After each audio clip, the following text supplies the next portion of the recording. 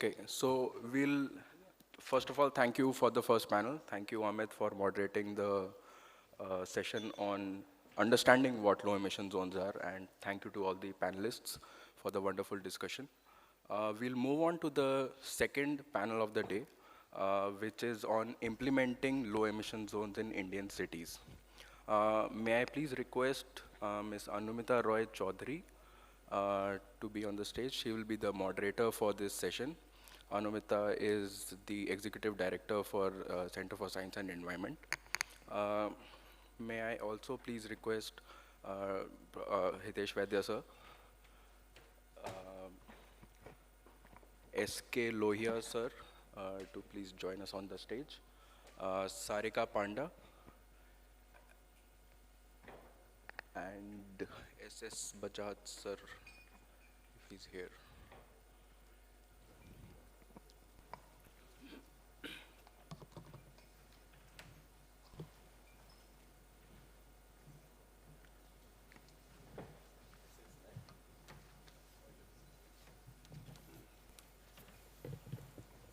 Before we start the panel discussion, as we did in the previous session, I'll just give a brief background presentation on, there's a study ICCT did.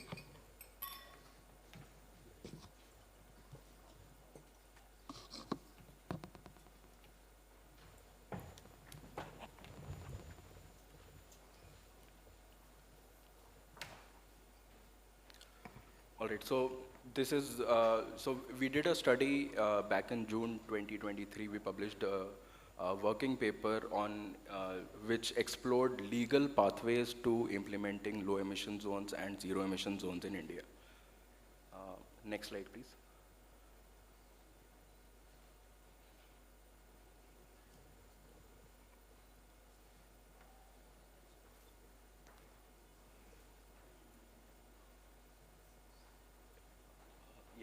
That's the screen. So this is the study done by ICCT. We are looking at basically in India we are governed at three levels: at the national level, at the state level, and at the local level, that's the cities. So this study looked at 6 national laws, central acts: the Environmental Protection Act, the Air Prevention Control and Control of Pollution Act, Central Motor Vehicle Act, the NHAI Act, Indian Forest Act, and the IPC. These are the 6 central acts we studied. Then we also looked at the laws at the state level. So we took Maharashtra as a case study, and these were the 4 laws that we studied.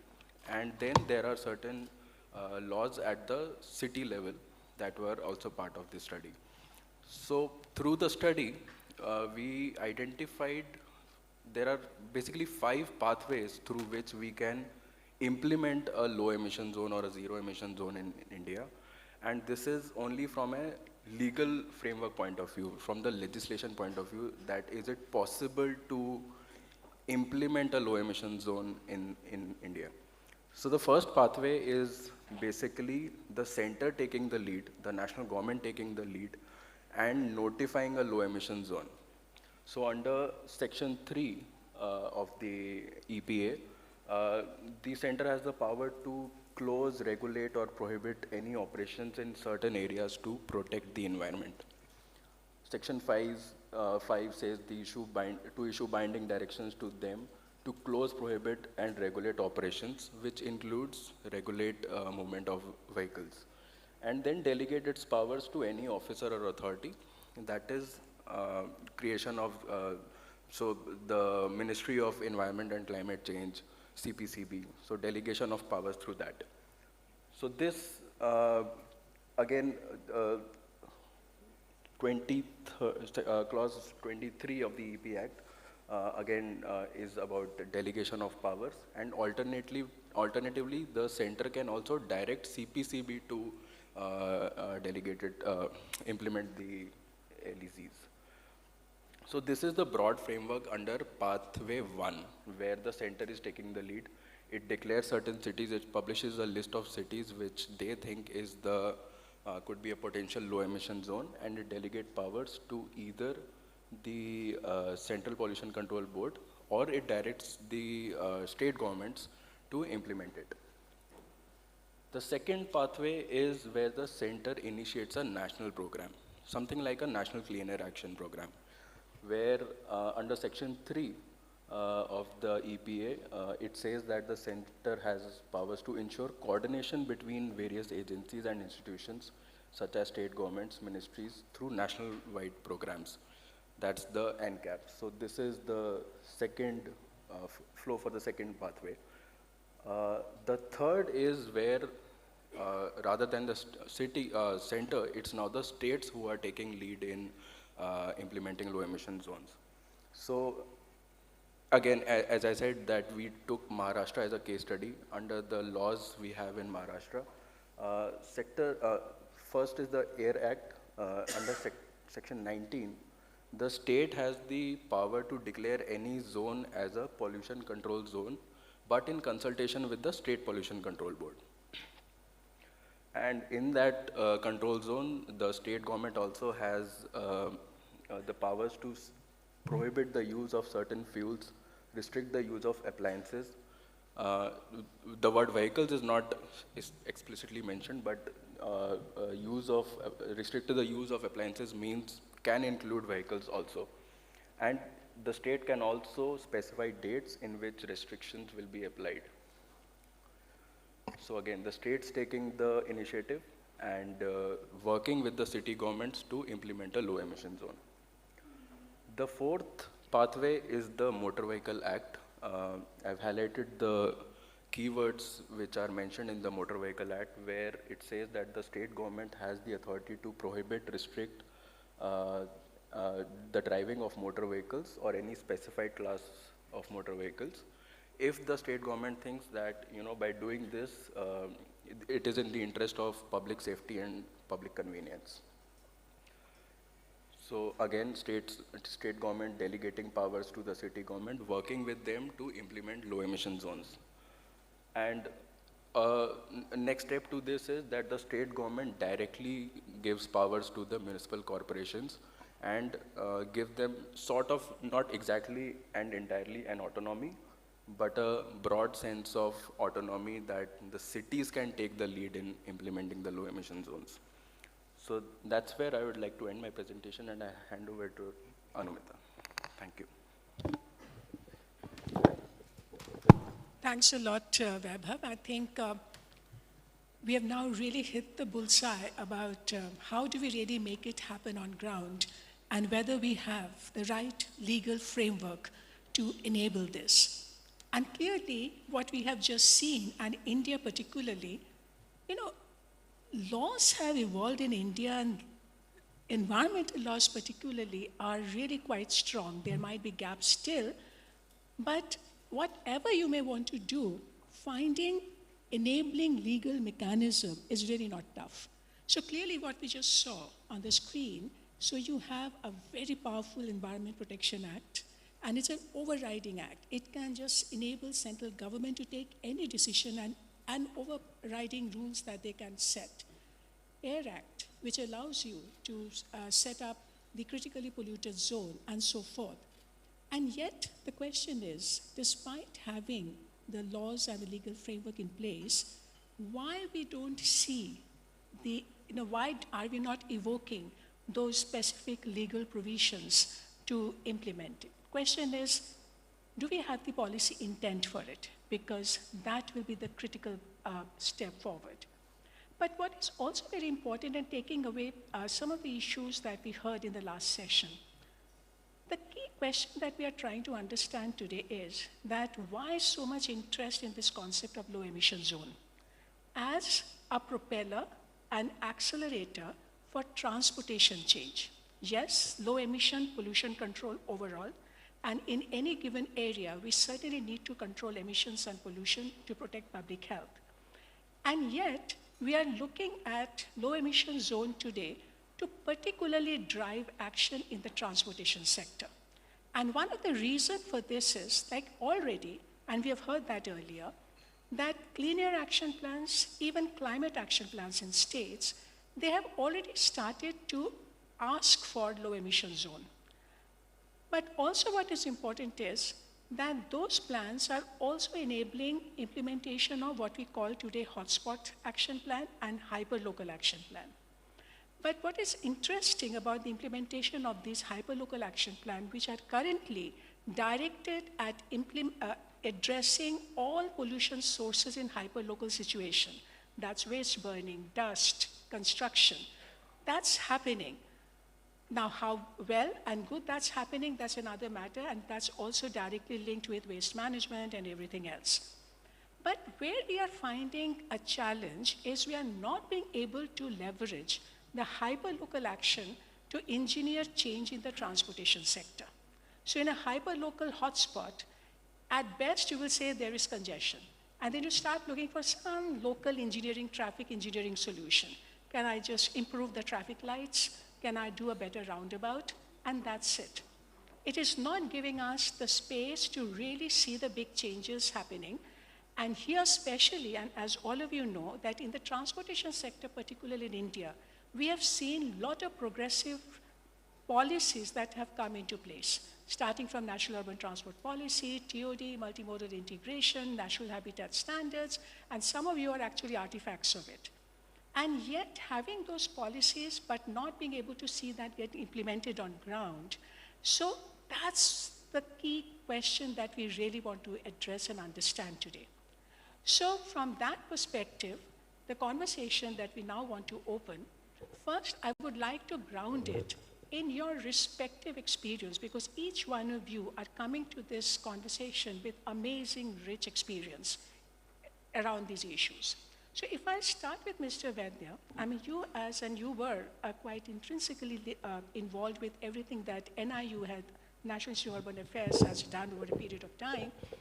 And we have seen how even there, the way you have approached a lot of issues, starting from how do you develop good metrics for climate action in cities, how you do city readiness, whether the cities are ready for a lot of changes that we are looking for, and particularly your new master plan for Delhi, and where we are actually seeing a lot of some of these approaches coming in. So when you ask for that we have to assess an area from the perspective of public transport accessibility index, for instance, it immediately connects us, or parking management area plans, that connects with what our LEZ needs. And so from that perspective, if you can tell us that where is the opportunity, potential, and what's coming in the way when we talk about real implementation on ground. Good morning and thank you. Again, I'm not the right person to talk about, but as you said, we started CSAF, which was Climate Smart City Assessment Framework.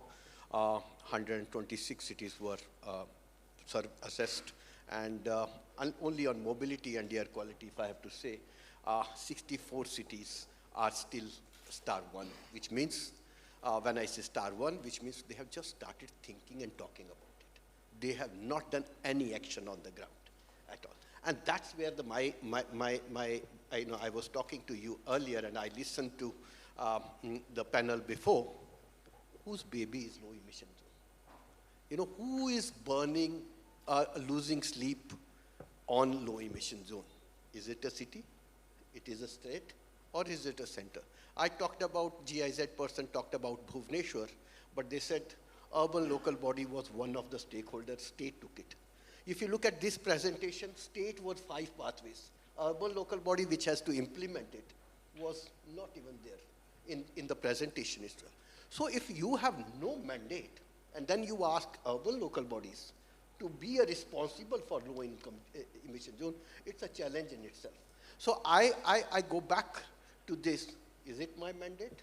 If it is my mandate, you question me of its implementability. But if it is not my mandate, how will you question me for its implementability? So I think the earlier question talks about legislative framework.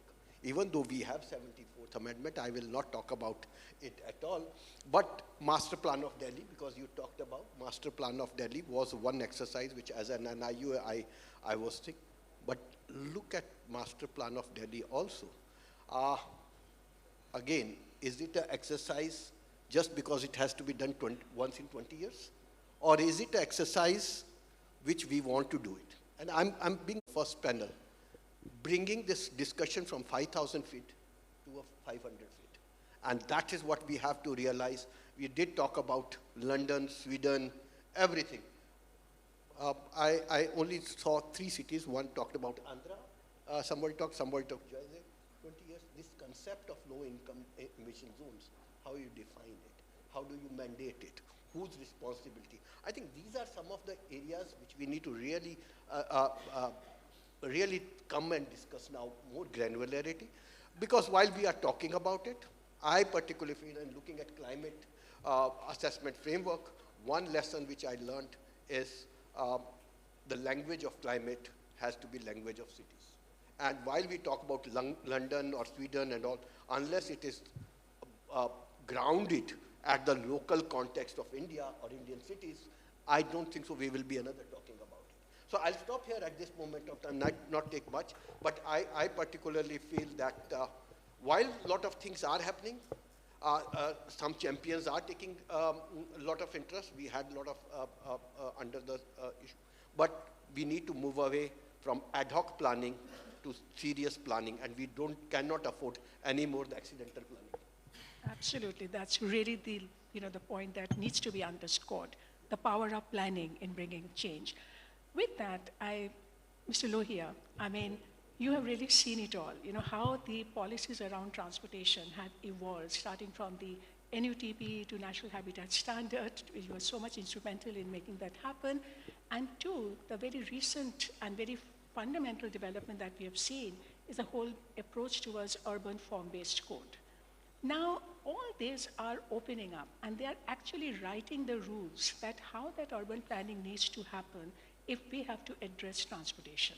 So if you can reflect on that, and keeping in mind that LEZ, we are looking at it as an accelerator for 2 kinds of changes. One, the mobility transition. And the other, how do you link even the technology transformation around it so that the electrification also gets a boost through an area plan approach. So so everything is kind of coming together around LEZ concept. So it's no longer about a pedestrian street here, a public bicycle sharing there. So it's like that you just have to create the cluster of programs, projects, and implement it in an area level, but where the fundamentals of area plans are in place. Your reflection. Thank you, Anumita.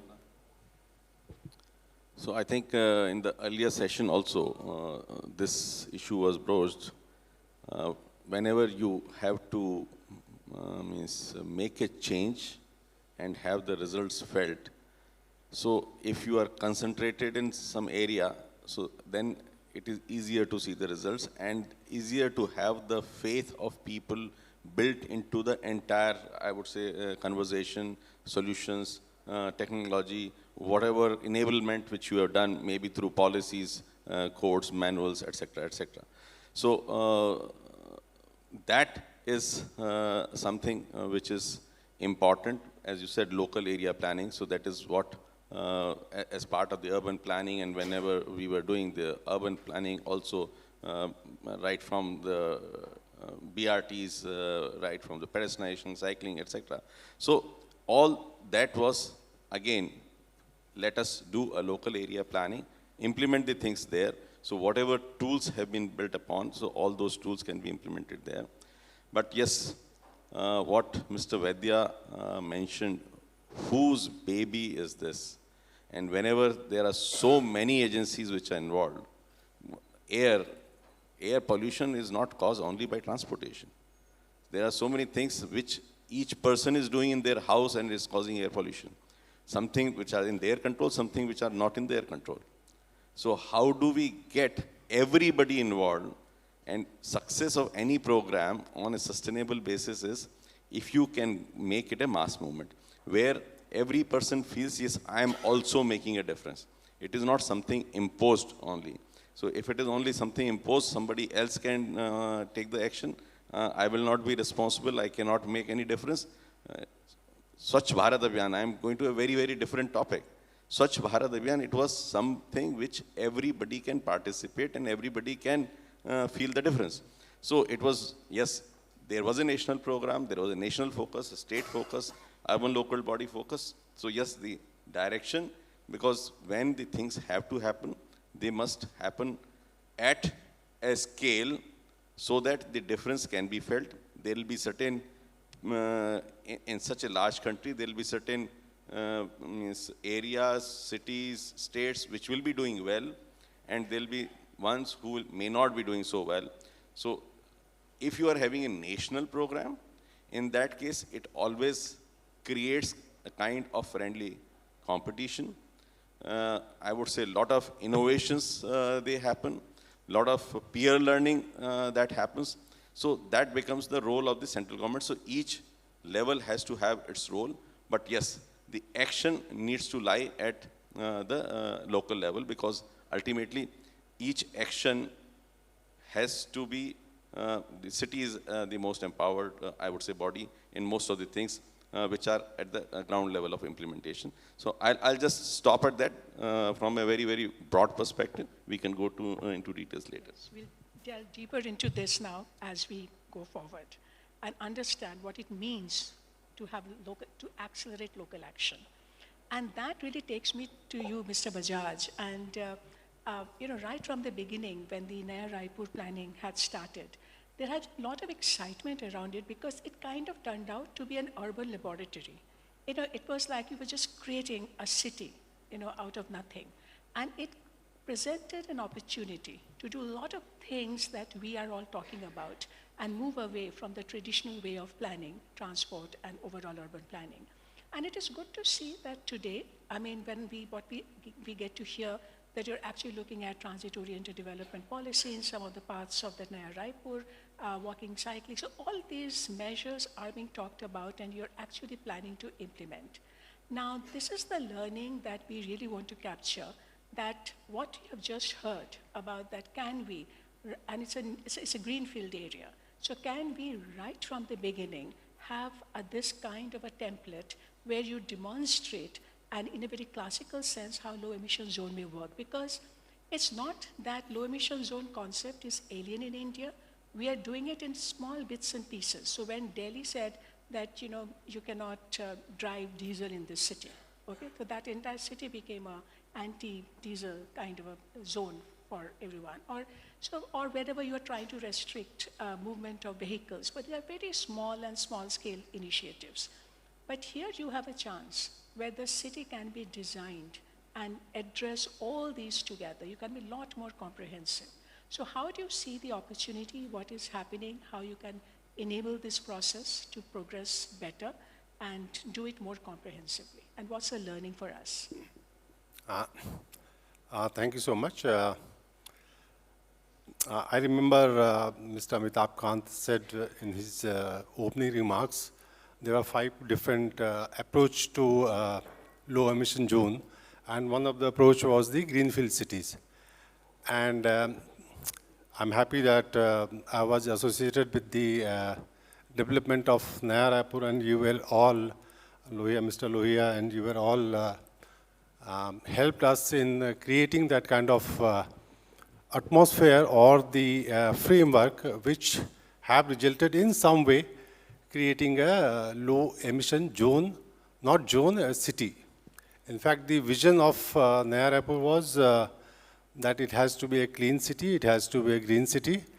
And from day one, we started planning for the low emission kind of, or the zero carbon kind of city. इसमें जो challenges हमको आ रहे थे, you remember that we had the master plan implemented in 2008. We started implementing the master plan in 2009 or 10. And then came the BRT project, the World Bank project.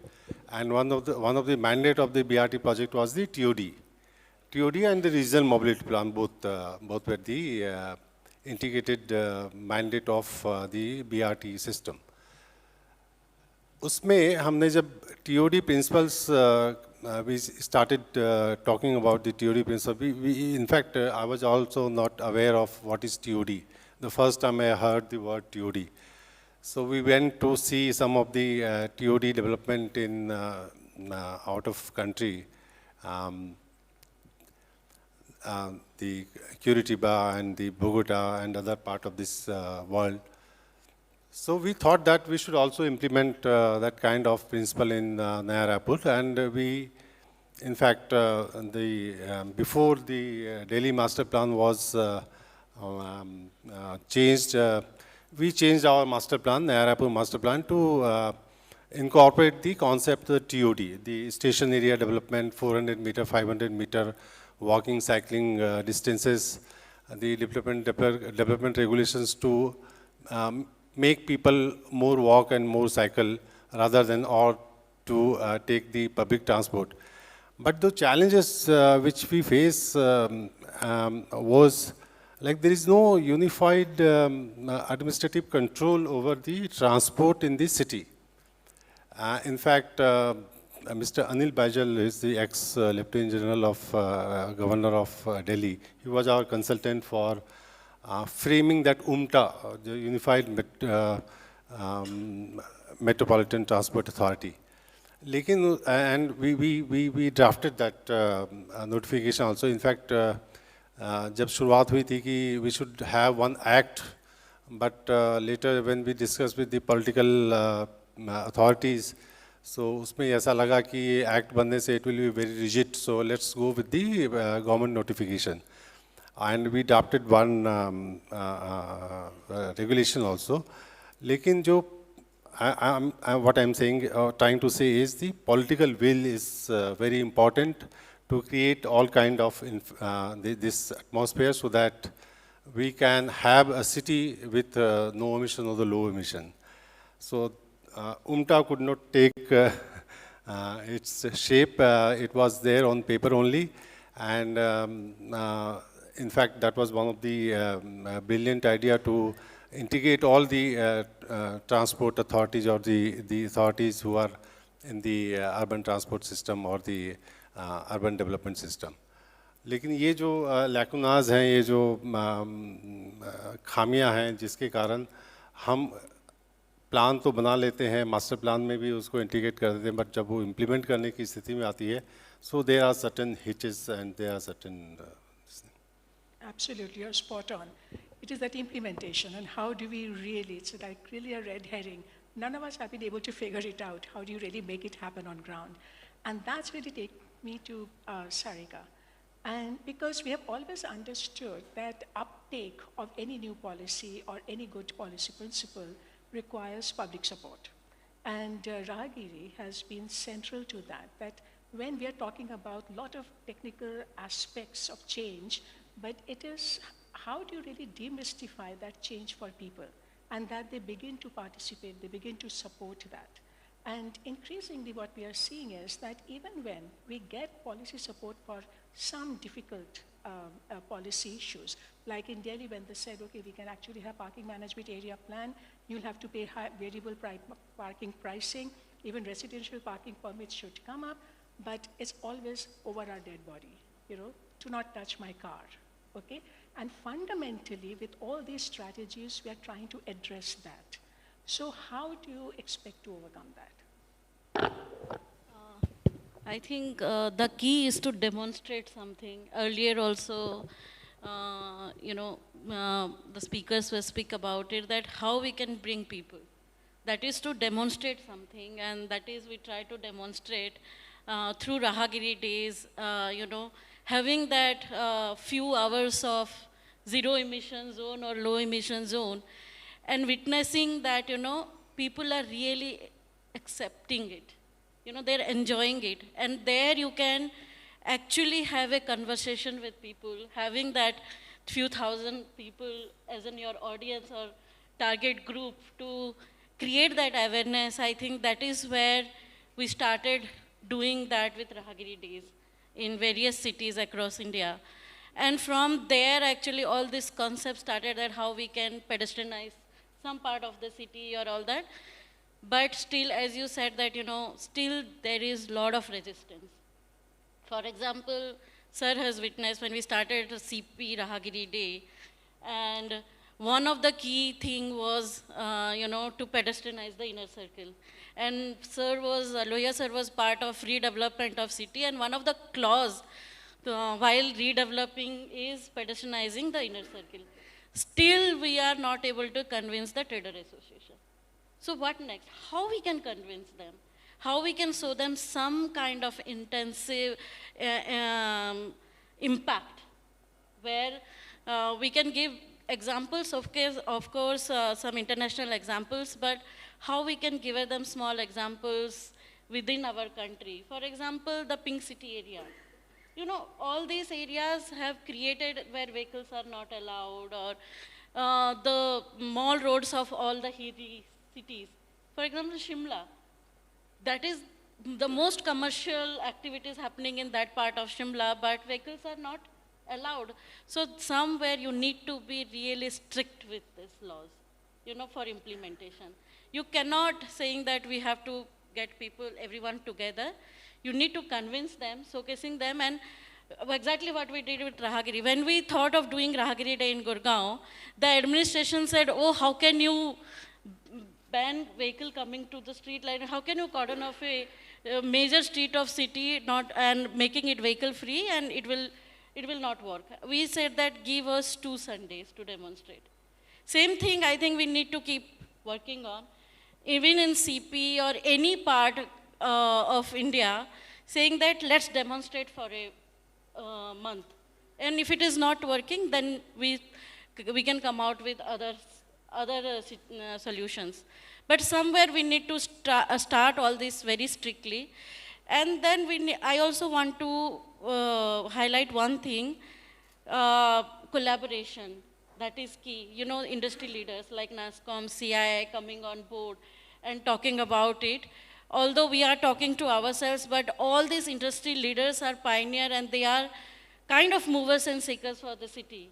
You know, they influence policy, they influence law in major cities. And so how we can get them on board for all this kind of development is key.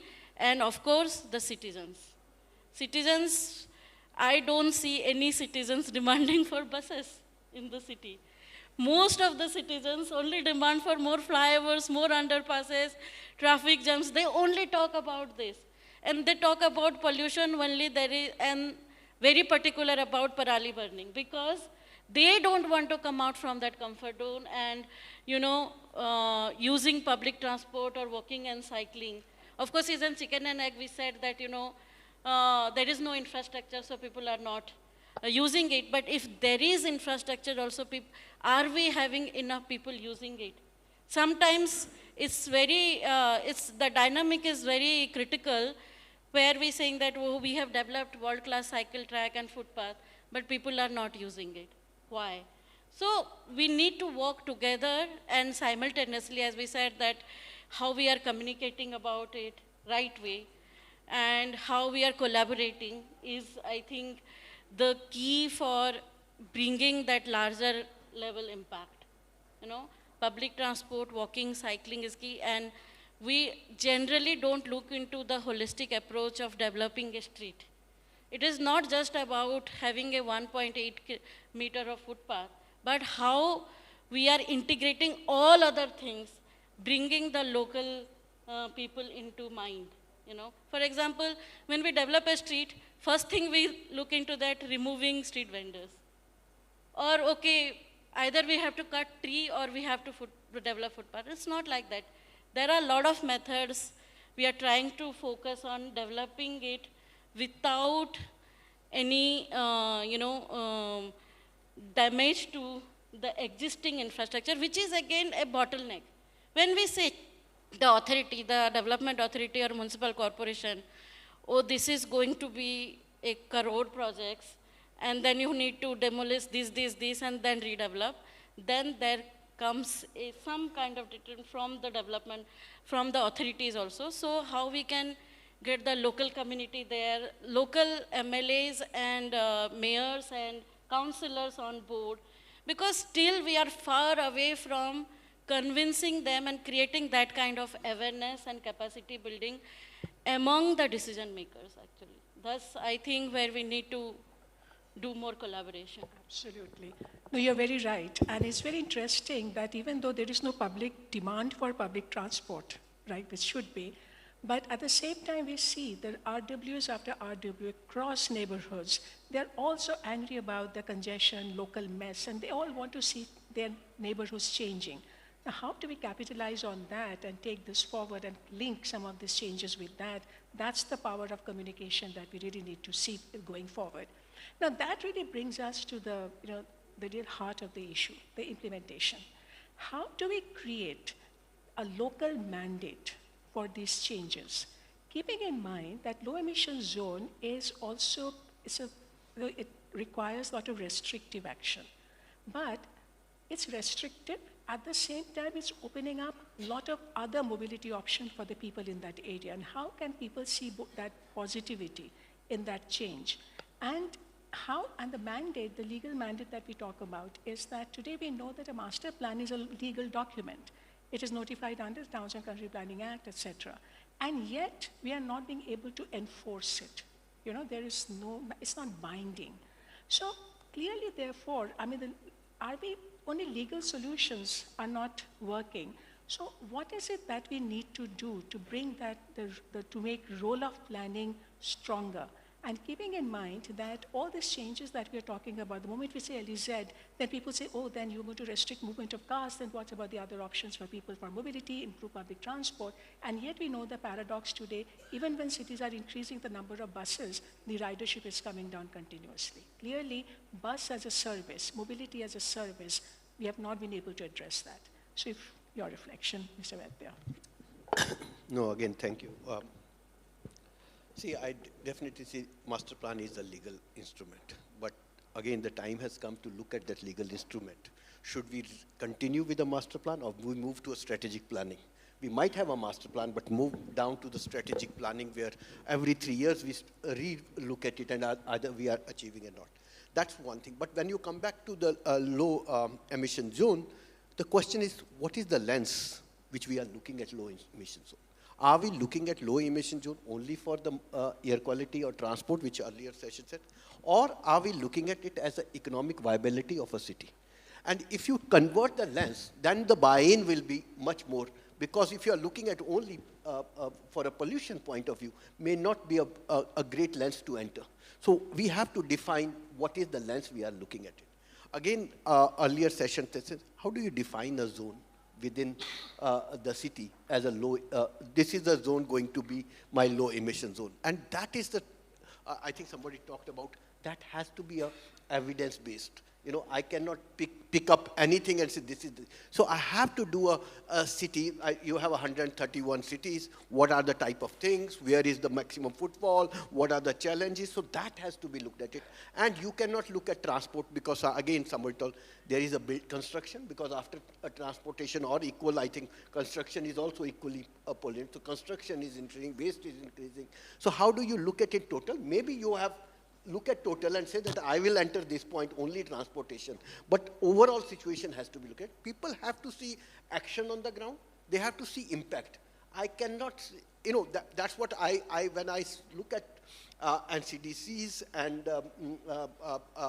SDGs, one thing which I feel that India stands its credibility, because what we have said, we may not have 2050 or 2070, but what we said, these two things I'll meet in 2030.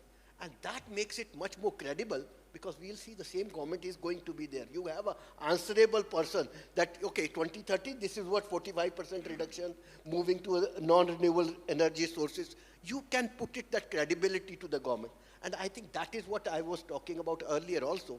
Unless you make urban local body as a credible institution to respond to that, that will be another ad hoc that, today is a champion, he talks about low, but I think it has to be defined, it has to be a very clear what we want to achieve. And third is, based on what we want to achieve and what data we have, then we have to really put up our targets, what we want to do a short term, medium term, and long term. And that is where the action will gain. People want to see action on the ground. I was in Jaipur recently, and I went to the mayor of the Jaipur, and I told him, I am here to develop a climate air action plan for you. Because I came from Government of India with the 3 lions, I got a coffee, offer for coffee, I got a chair to sit. But one thing which he said, I have 9 planning instruments. Your will be 10th. Welcome. I don't care about it. How do you really bring the convergence into the planning instruments? How do they start talking to each? I think that is, it's not another planning instrument. Today, clean air plan, then climate action plan, then something. How many planning instruments? So the question is, again, somebody talked about, while we talk about low emission zone, it's good, but again, somebody also pointed enforcement of that, the skill level. Do we have a skill set available to really enforce? Or capacities to really understand that type of thing? Our urban local bodies, again, sir, comes from the Raipur Municipal Corporation, had my Lohia Saab, who has been a mentor, the capacities of urban local body. And again, I'll quote an example. When JNNURM reforms were happening, there was a reform set which was 90 questions. I went to the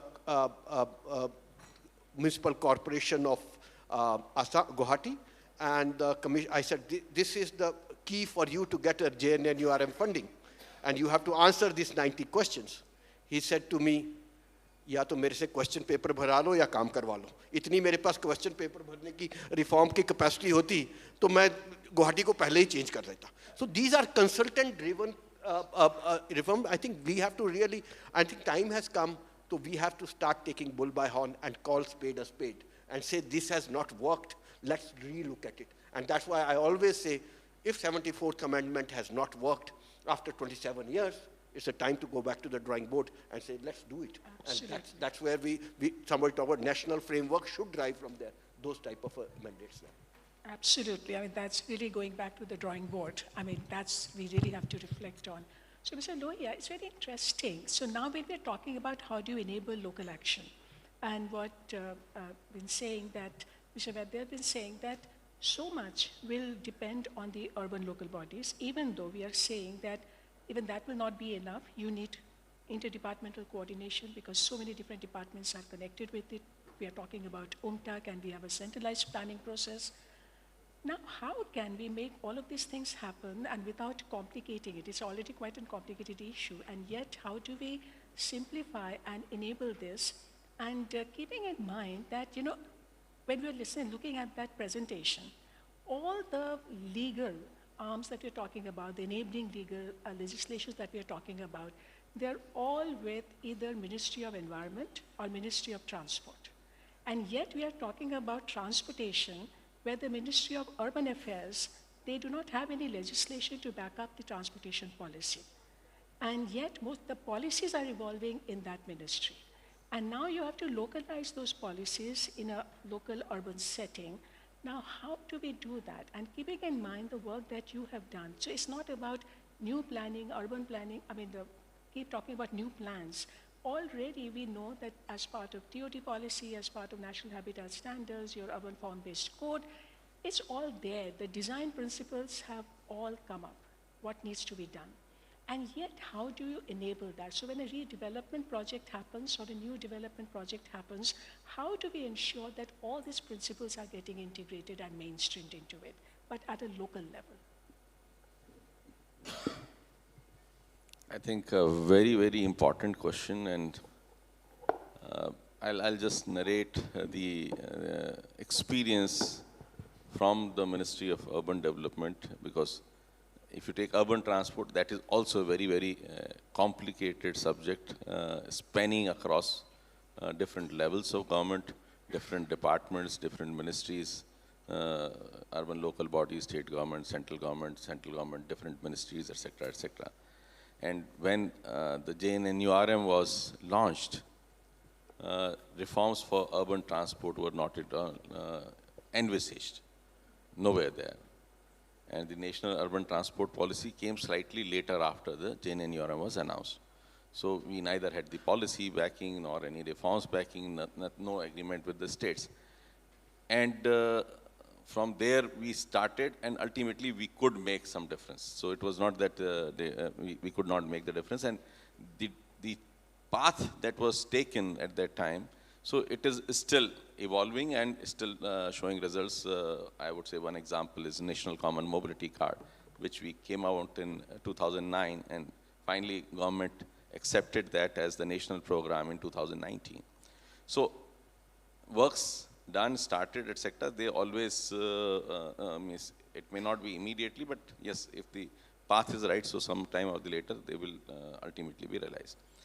So how exactly to handle this complex issue of low emission zone, air which is not seen, you just breathe, and if pollution is there, you cough, or you have some diseases. So that is the reaction which people, and you do not know who is causing this, and what are the elements which are responsible, how much is transport, in transport, which kind of transport, which mode of transport, is it industry, which kind of industry, is it the cleaning of the roads, so what kind of cleaning of the roads are leading to different kind of particles in the air. So there are so many agencies which are responsible. But when so many agencies are responsible, it is like an orchestra.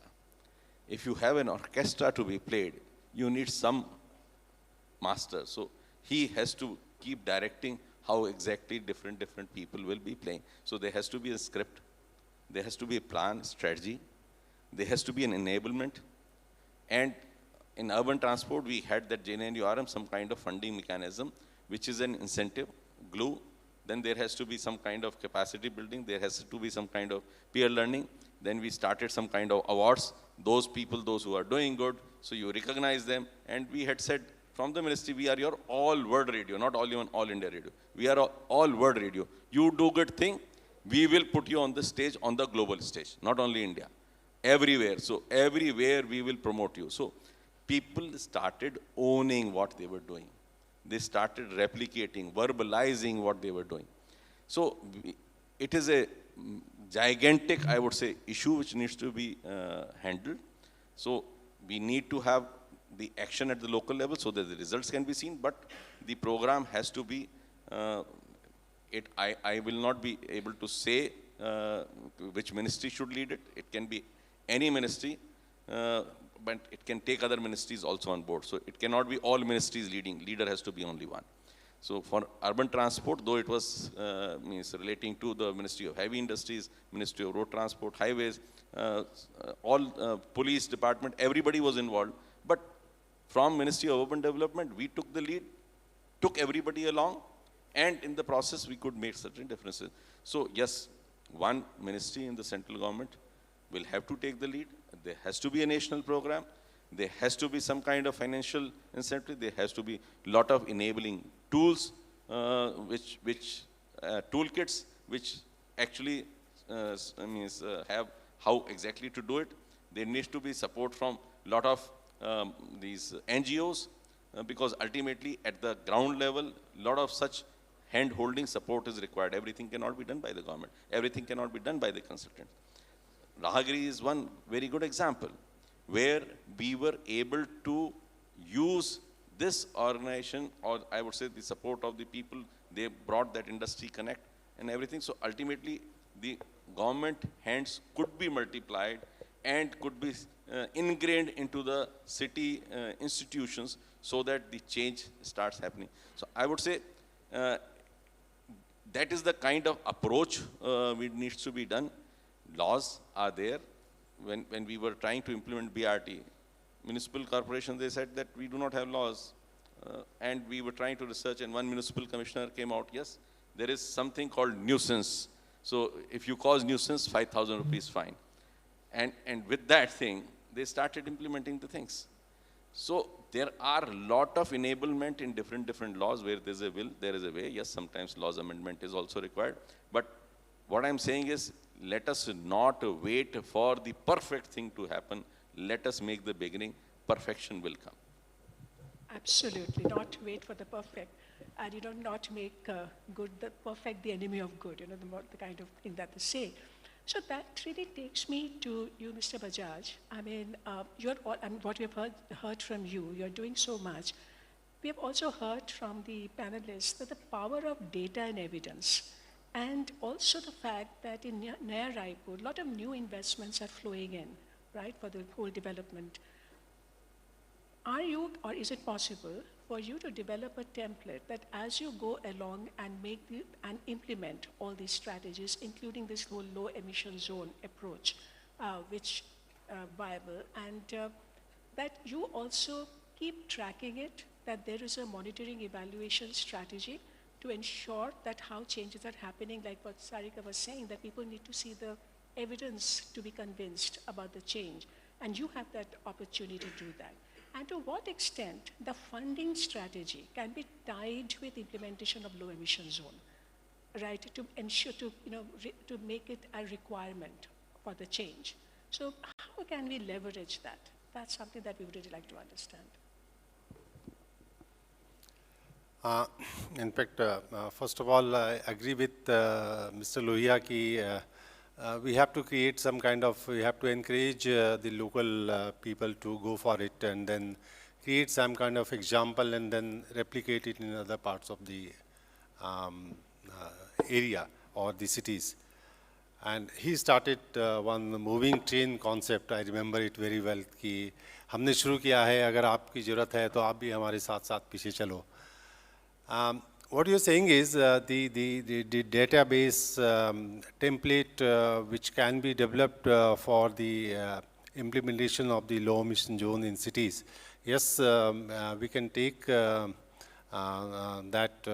challenge, I mean that kind of task, because being a greenfield city, we had a lot of data already available, satellite data, the air quality, the water quality. When we started planning, we had the MOU with the NRSA also, so that they also had this thing. Now, one good thing has happened in the last 4-5 years is the smart city concept. That is also the area-based development. And a lot of ICT work have also gone into it. We have the IT infrastructure in that area so that we can monitor all kind of changes in that area. So, I mean, yes, to take it forward, maybe the area which is already taken up under the smart city project, the area-based development, this concept, the low emission zones or the policy has to be made at the central level, ki what different activities has to be done in the low emission zone, what are the different impact of different activities on the climate or the pollution on that particular area. So, in fact, the templates has to be made so that the different actions can be implemented in a small area to start with, maybe 3 square kilometer or the 4 square kilometer, and then replicate it into the other cities and other areas. Absolutely. So what I'll do now is I'll ask one last question to Sarika and then open up the floor for questions. Sarika, so you made a real valid point about how to deepen understanding, and if you give them a lived experience, that helps them to relate to the problem and the issue better.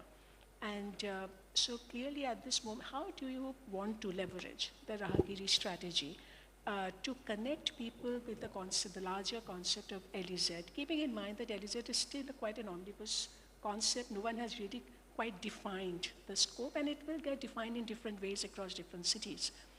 But keeping one thing in mind, that at this moment we are looking at awareness as a very important propeller of change. But at the same time, we have to make them aware of the fact that a lot of dependence on personal vehicles, etc., that is increasing today, it's also because they're also not paying the right price for owning and using a car or a personal vehicle.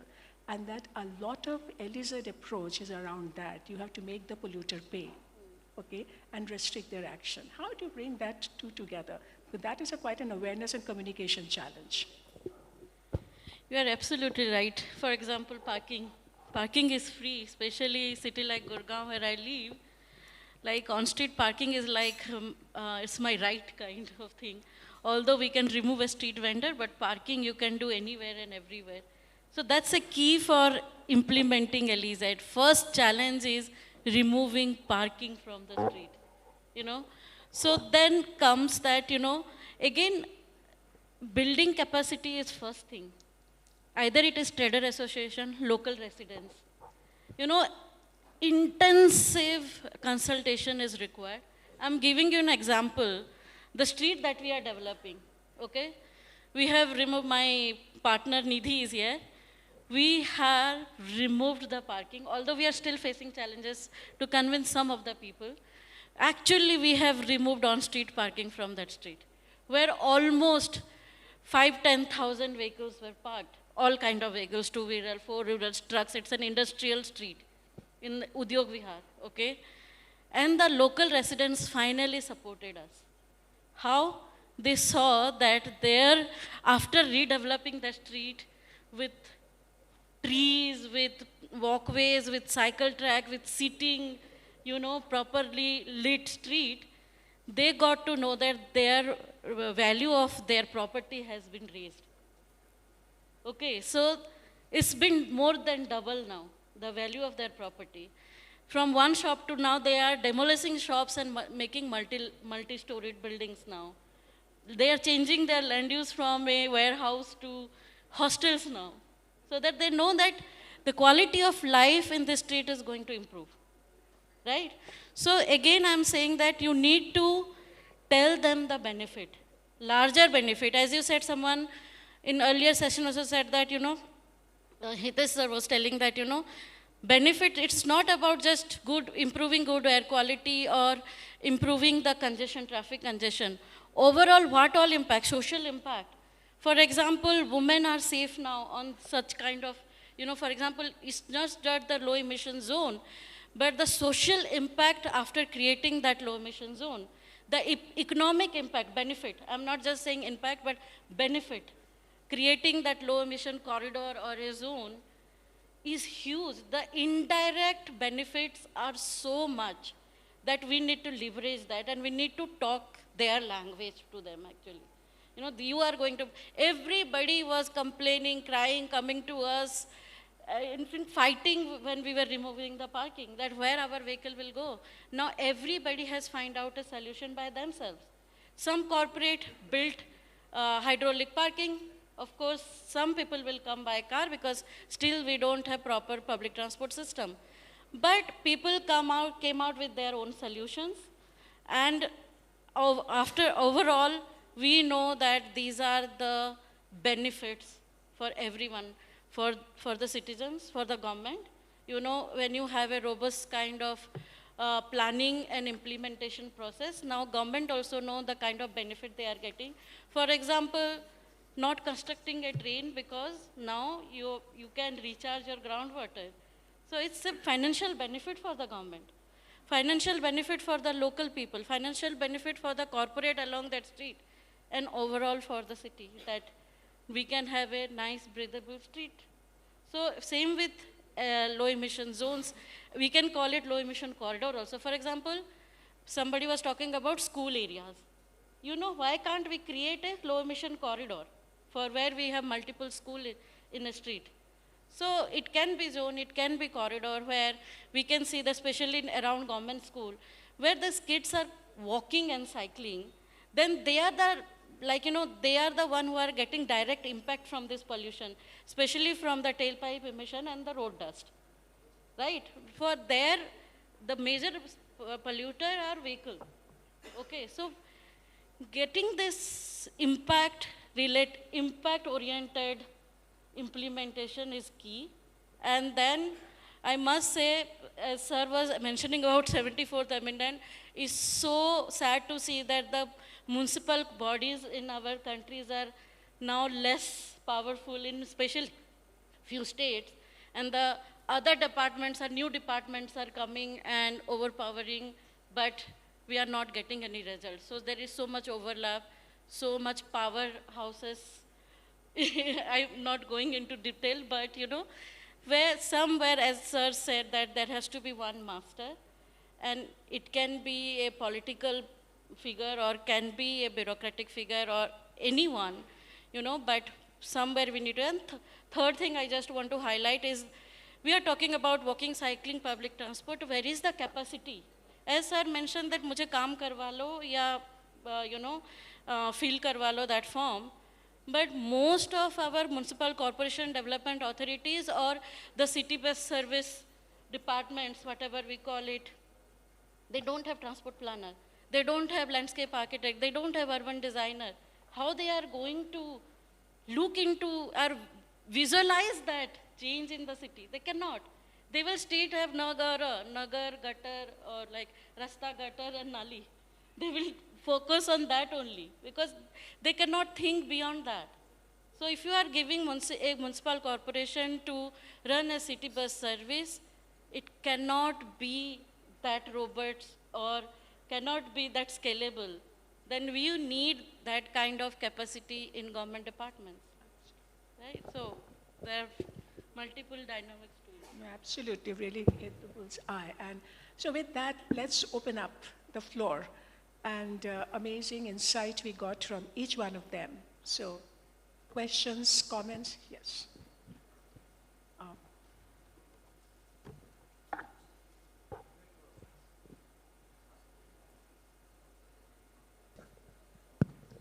First of all, thank you so much to all the panelists for such an enlightening discussion. Your mic is... Okay, sure. First of all, thank you to all the panelists for such an enlightening discussion. I would just like to add on to what Hitesh sir has already said as how do we look at LEZs? Can you introduce yourself? Yes, sorry. My name is Siddharth Godbole. I work with ITDP India, and we are currently working on LEZs in a couple of cities of Maharashtra. So I just wanted to ask, how do we look at LEZs from an urban planning point of view or urban planning lens? Because currently urban development is a state issue, and whatever plans or micro planning mechanisms that a city does, be it TPS or LAPs, it has to go to the state for the permission, and it has to come back. So, and many cities have not been able to focus on micro planning mechanisms still. So my question was, should LEZs be a layer on such micro planning mechanism where LEZs are not just mechanisms to prevent pollution, but also a holistic approach, as all of our panelists have said. It may take time, but it will be a statutory process, and it might happen over, say, a decade or something, or it should take some other route through the CPCBs or pollution control boards, or through the national mission, where it will focus on pollution. Might be a simpler process, but the other factors may be a bit dissolved. Right. Let's collect 3 questions and then we'll take answers. Yes, at the back. Hi, I'm Arindam from Clean Air Fund. I would like to know that in the implementation procedure, where does equity lies? And the question I'm asking this, because there is multiple studies in different cities in the global north where it has been shown that the smaller shop owners or elderly people, they have been, inequitably, the impact has been of LEZ and their businesses has gone lost. There are a couple of studies on this aspect. So in India, when implementing this kind of mechanism, how we think about equity in this aspect? Thanks a lot. Yes, one more and then. May I? And you can select your questions that you would want to answer. Hello, this is Arpan from CW again. So my question is, there are instances like in my work regarding last 1.5 years on low emission zone, I found there is a perception that low emission zone may potentially make the place low economic zone. Let's say, we know that won't be, but it can. But so there is a change, behavioral change is required. And while we're using behavioral change as a tool for any kind of air pollution related or any sector, there should be some kind of incentive mechanism which will be more fruitful to catalyze the change. So are there any instances from any of the panelists who can actually highlight there has been some kind of incentive mechanism from some other cities where low emission zone, where this kind of incentive mechanism has been used to catalyze the low emission zone change? This is one.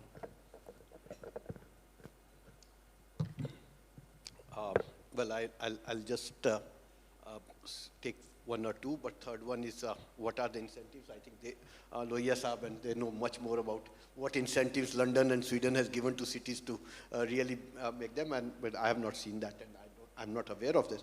But what you said right now, I think we definitely need to look at the multi-governance structures now in place. And that is why when I'm coming again and again, that whole idea, whole discourse of urban has changed over the last 25 years. And that is why the multi-governance structures to be framed because has to be much more relevant now than they were 25 years back. And that is why I'm saying that we have to go back to what type of multi-governance structure, how do we, urban local body becomes, as he said, a master which coordinates all of them. Because unless you have a master which coordinates, it will fall down. So someone that empowering urban local body and giving them that role of at least coordinator, not with a multiple, then it should be really coming up what I want, a vision of a city. And how these type of interventions fit in the overall vision of city. I think that is where, I think right now what we are saying, and we have seen it, today World Bank comes कि मेरा तो BRT बनाने का program तो हम BRT चालू करते हैं. कल को Swedish बोलता है नहीं नहीं हमको तो वो cooling के ऊपर काम करना है, हम cooling पे काम कर देते हैं. We have no concrete strategizing how it fits into overall vision or overall planning of a project. Master plan एक बार बन जाता है, उसके बाद वो सिर्फ building plan approval का document रह जाता है. उसके बाद सारी team भी अलग हो जाती है और आदमी भी अलग हो जाता है. So you know you have to come back. Very, I think your agency has to be clear, your time frames have to be clear, your instruments has to be clear. So that's one thing. Second thing which I will point, and somebody says, I think the time has come, we know what to do. You know, India, we have known our ABC now 70 years. We know why it should be done. We also know who, how it will be done. These three things we have mastered it. We don't know who is going to do it. Ultimately, it's a person who is going to put the pen to the paper is the one important, and that we don't talk about. हम ये बोल देते हैं smart cities की बात की urban local bodies कर लेंगे. SPV बना दो. Now whether SPV has been taken, how that I'm not talking about it has good bad.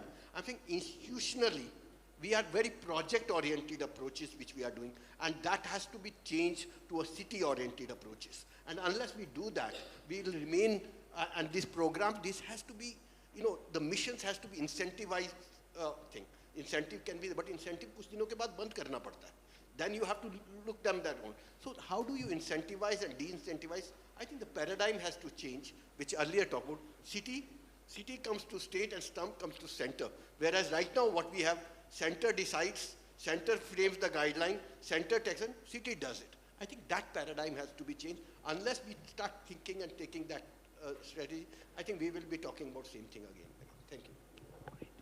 Mr. Lohia, and any one of you would like to respond to Sarika, Mr. Bajaj? I do not have any data on what kind of economic incentives have been given for implementation of low emission zones. But certainly the point is very, very relevant whether LEZ will also become low economic zone. So if that be so, this idea will die in the concept stage itself. So it has to be when whosoever is making the plans for low economic zones, low emission zones, they have to also say that how it is going to become from low emission zone to high economic zone. So how exactly this is going to help? So that should be the narrative of each study which is being done, each planning process or solution which is being implemented. Because if you have to have the stakeholders, the example of Udyog we are being given. So how exactly parking is considered by people as their right, because the ones who are more able to verbalize are the ones who are economically more well off. And that is why they are able to resist so much that my vehicle has to be parked here only. But then again, if you are able to give them, yes, there is an alternative solution, and this is how the things change, and you are able to showcase by an example, yes, then you have that stakeholder buy-in, of course, stakeholder consultation. All the process is very, very important, because unless until, as I said right in the beginning, you have to have the people involved. Everybody should feel that I am contributing towards this overall goal. So yes, low emission zones should not be treated or even conceived as low economic zone. That is a very, very important aspect. Absolutely, yes. Yeah, adding to, adding and also commenting on this, we have so much of course, finally we have to give some international examples. For example, Times Square in New York. it's the best example where the financial hub of the world is pedestrianized and, you know, and how the economic boost there. We give this example for all our pedestrianization work across India. But now, for somewhere we need to convince where we can see that there is a welcoming government body, any city, Pimpri Chinchwad, Bhubaneswar, any city, where we can demonstrate and, you know, come out with a best case studies. Like, of course, low emission zone has to be a high economy zone. I'm giving an example how a better quality of life improves economy.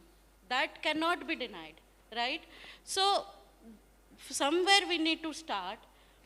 Of course, it's a very new concept that Aswati already told that, you know, somewhere we need to, where we can get the support from government, we should start demonstrating one and see what the benefit we have got out of it. For best example is BRT. When BRT concept started, oh, it's going to be a fail, then of course, Delhi didn't work for various reasons, not because of the concept of BRT. But we have witnessed Indore, you know, Ahmedabad, etc., that it's a successful, you know, system.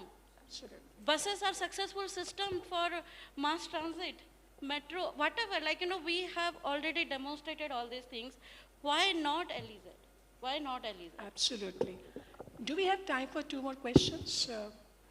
I'm not running against time. So let's take 2 more questions. Yes. There. Hello, ma'am. I'm a student in urban planning from Sushant University. My question is related to the BRT and also with the parking standards in India. So, ma'am, complying to the BRT system, ma'am, as a case example of Indore, I belong to Indore.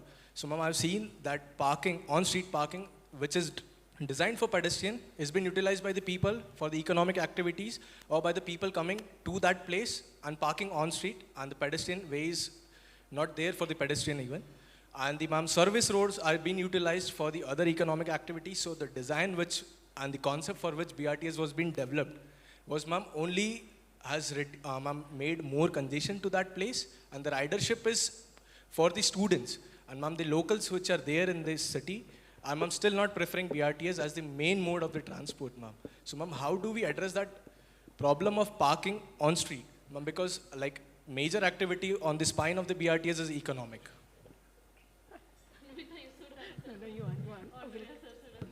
Okay, 1 more question. There was hand at the back, yes. Yeah, there, yes.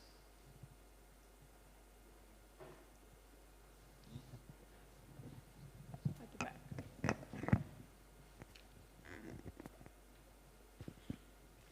Good afternoon. This is Kahini from UITP India. So even I'm working on the LEZ project, and my question is regarding institutional mechanisms. So we know that there are multiple stakeholders in the Indian context, be it the UMTA or SPCB or the local municipal bodies.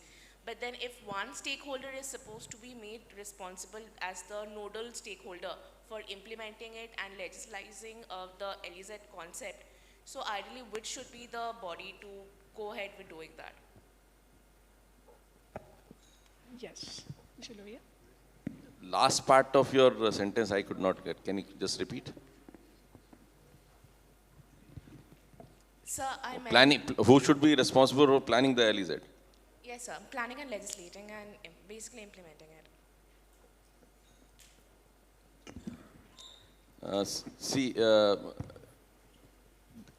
What we had been saying that everything needs to be embedded in the master plan because that is your strategy document. So ultimately the body which is preparing your master plan, because this has to become part of that. If you are trying to find different agencies for doing something which are not connected, then it will be again difficult to implement. As Mr. Hitesh Vaidya was saying, example with mayor that I am having this plan, that plan, yours will be 10th plan, so I don't care.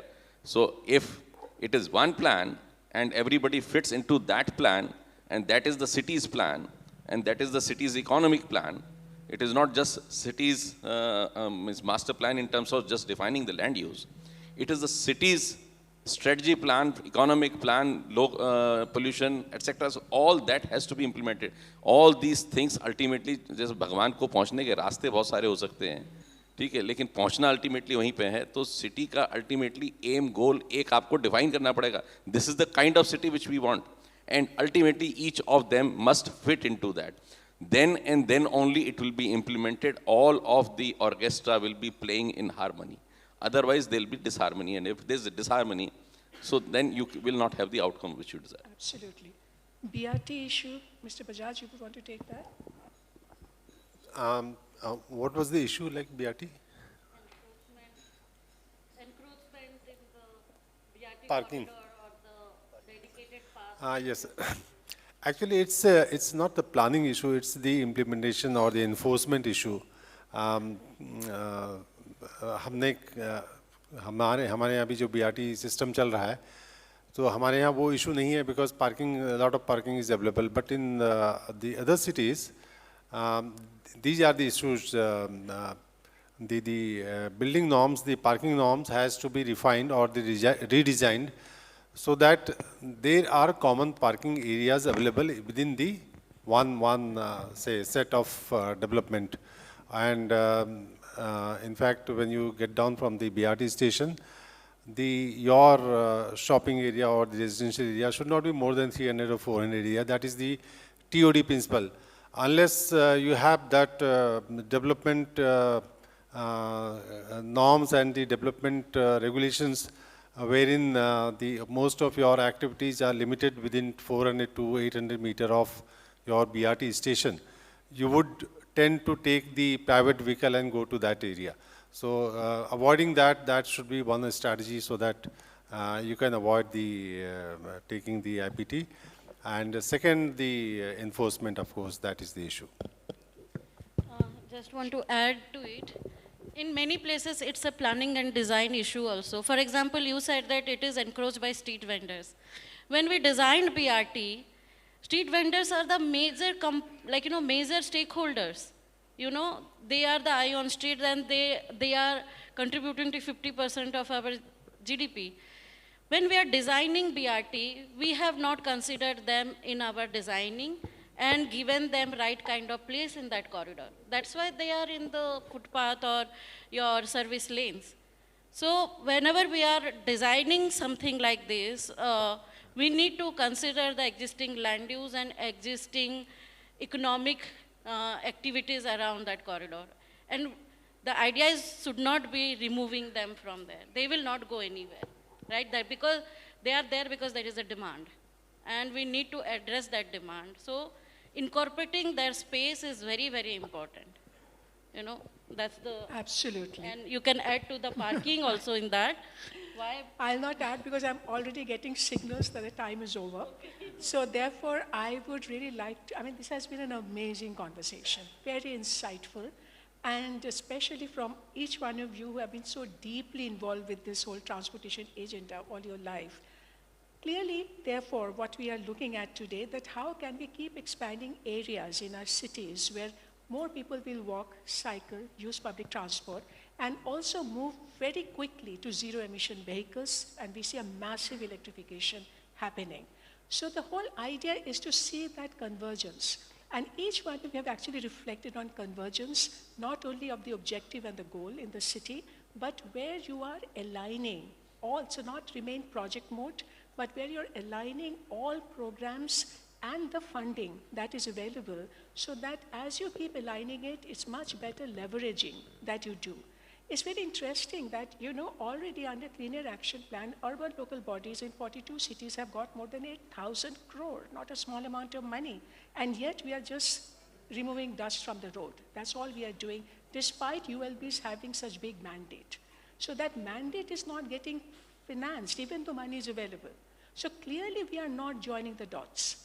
And that's where all of us have to focus on. And therefore, the economy, so it is just not, saving the planet approach. It is about the hard economics, okay? And there is no reason to believe that the low emission zone will be a low economy zone.